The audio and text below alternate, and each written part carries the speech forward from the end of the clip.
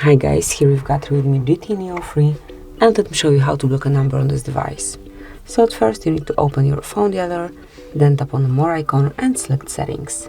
Here you will notice blocked numbers, so smoothly mark it, and now you can block all unknown colors if you want to, just by using this stop switcher, or you can add some phone number manually.